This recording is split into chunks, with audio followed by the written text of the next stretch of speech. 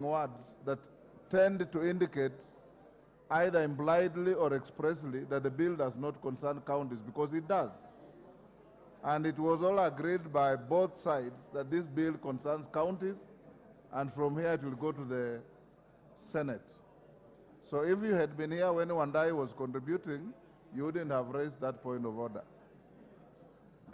Thank you, Honorable Speaker. I was hoping, Honorable Speaker, you would tell the Honorable TJ, give him the same response you gave to the Honorable Nyikal, that is also suffering from being absent from the House. Yes. Because that is a matter that was indeed canvassed, and you made a very reasoned ruling on the matter. And indeed, as I was indicating in conclusion, Honorable Speaker, this memorandum, as the Speaker directed, if anybody desires to amend the memorandum or my storyline of what the bill is about, you are at liberty to amend it when this bill comes for third reading. With those very many remarks, Honorable Speaker, allow me, Honorable Speaker, maybe, Honorable Speaker, in conclusion, Article 38, or sorry, Clause 38, Honorable Speaker, and the Honorable Engineer Mwengi also spoke to the issue of the contributions, voluntary savings. And to an extent, he confused the voluntary savings to voluntary contributions into the fund. And the voluntary savings referred to under Clause 38 refer to savings towards contributing a deposit.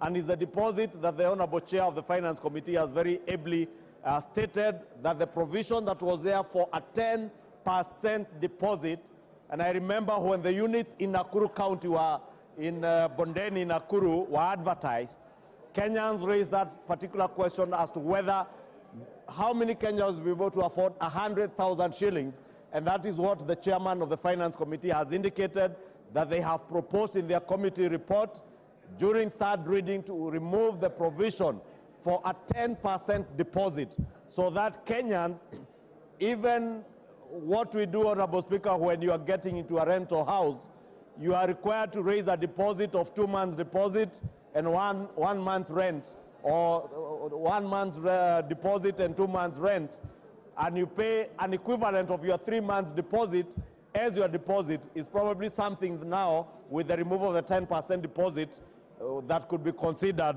by the people who will be selling these houses under the fund. Honorable Speaker, with those very many remarks, let me conclude by saying that this bill is not just about a levy. This bill is not just about houses.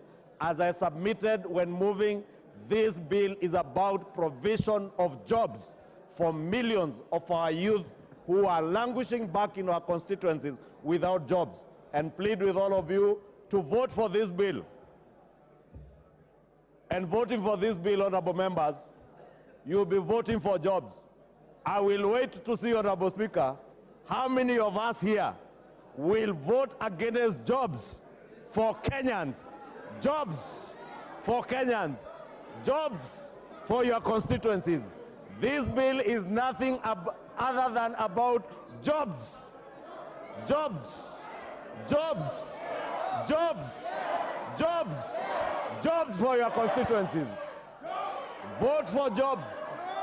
Vote for employment. Vote for homeowners. Vote for wealth creation. Vote for a new Kenya. I submit and I reply, Honorable Speaker. Order. Order. Honorable members on both sides of the House, you are totally out of order for turning the floor of the House into a rally situation. Honorable members, I'll now put the question, which is that the Affordable Housing Bill, National Assembly Bill number 75 of 2023, be now read a second time. As members of that opinion say aye.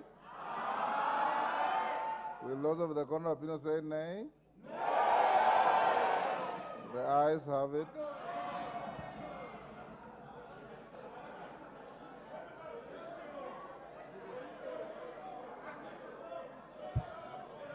Take your seats. Take your seats, honorable members. Order. You have order, honorable members. Take your seats. You have the requisite number. Order. Order, honorable members. You have claimed a division. You have the requisite number. Before